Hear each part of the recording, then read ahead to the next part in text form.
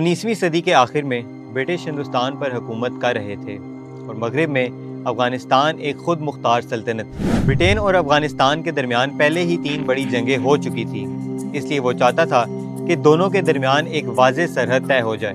इस मकसद के लिए ब्रिटिश नुमाइंदे सर मोर्टिमर डुरेन काबुल गए, जहाँ अमीर अब्दुल रहमान खान से उनका एक मुआहदा हुआ जिसे डुरेन एग्रीमेंट कहा जाता है। मुआहदे के मुताबिक एक लकीर खींच दी गई जो आज पाकिस्तान अफगानिस्तान बॉर्डर कहलाता है।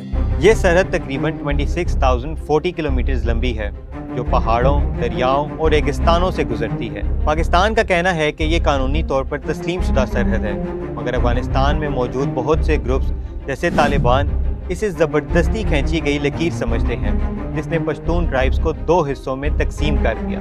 कुछ अफगानी हिस्टोरियंस कहते हैं कि ये एग्रीमेंट सिर्फ 100 साल का था और 1993 में ये ख़त्म हो गया। पाकिस्तान की इंडिपेंडेंस के बाद अफगानिस्तान वो वाहिद मुल्क था जिसने यूएन में पाकिस्तान की मेंबरशिप के खिलाफ वोट दिया। 1950s में अफगानिस्तान ने पश्तूनिस्तान तहरीक की हिमायत की, जिसका मकसद दोनों तरफ के पश्तून इलाकों को मिलाकर एक नया मुल्क बनाना था। 1979 में सोवियत यूनियन ने अफगानिस्तान पर हमला किया, जिसकी वजह से पाकिस्तान और अफगानिस्तान करीब आ गए। पाकिस्तान ने अफगान मुहाजिरीन को पनाह दी और बॉर्डर लगभग खुले रहे, लेकिन साथ ही स्मगलिंग, असलहा और ड्रग्स की ट्रैफिकिंग बढ़ गई। 2001 में अमेरिका ने अफगानिस्तान पर हमला किया, तालिबान गवर्नमेंट टूट गई और पाकिस्तान ने अपनी बॉर्डर सिक्योरिटी दोबारा मजबूत करना शुरू कर दी। 2017 में पाकिस्तान ने बॉर्डर फेंसिंग का प्रोजेक्ट शुरू किया जो 2021 तक काफ़ी हद तक मुकम्मल हो चुका था। 2611 किलोमीटर लंबी सरहद पर 90% फेंसिंग हो चुकी थी। पाकिस्तान कहता है कि इससे टेररिज्म ख़त्म हुआ, मगर अफगानिस्तान और तालिबान कहते हैं कि इसने पश्तून ट्राइब्स को अलग कर दिया। पाकिस्तान और अफगानिस्तान के दरमियान 8 ऑफिशियल बॉर्डर क्रॉसिंग है, मगर कई गैर कानूनी रास्ते भी हैं।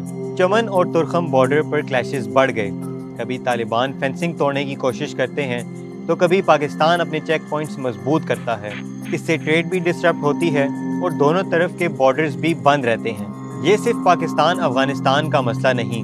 चाइना चाहता है कि अफगानिस्तान CPEC में शामिल हो, ईरान अफगानिस्तान के साथ ताल्लुकात बढ़ाना चाहता है और सेंट्रल एशियन कंट्रीज समंदर तक एक्सेस पाकिस्तान के थ्रू लेना चाहती हैं। डुरेन लाइन के तस्लीम ना होने की वजह से पाकिस्तान को अफगानिस्तान से हमेशा क्रॉस बॉर्डर टेररिज्म का खतरा रहता है। सिर्फ 2024 में TTP ने 600 से ज़्यादा टेररिस्ट अटैक्स किए। पाकिस्तान ने 70,000 से ज़्यादा जानें कुर्बान की और $126 बिलियन का नुकसान हुआ। TTP के नए कैंप्स कुन्नड़, डंगरहर, होस और पक्टिका में हैं।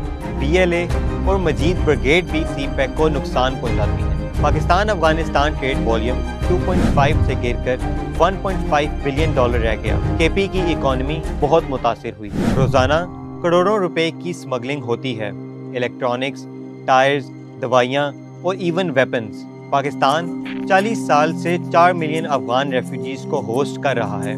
2023 में इलीगल इमिग्रेंट्स के खिलाफ एक्शन में लाखों लोग वापस गए। डुरेन लाइन एक जियोपॉलिटिकल हकीकत भी है और सियासी इख्तिलाफ। पाकिस्तान इसे तस्लीम शुदा सरहद मानता है और अफगानिस्तान में बहुत से ग्रुप इसे नाइंसाफ़ी कहते हैं। एक मुस्तकिल हल तब तक मुमकिन नहीं जब तक दोनों ममालिक मिलकर एक मुआहदा न कर लें। सिर्फ मिलिट्री हल ही काफ़ी नहीं, बल्कि डिप्लोमेटिक, इकनॉमिक और ह्यूमन डेवलपमेंट बेस्ड स्ट्रेटजी ज़रूरी है। अगर वीडियो पसंद आई हो तो लाइक करें और चैनल को सब्सक्राइब करें।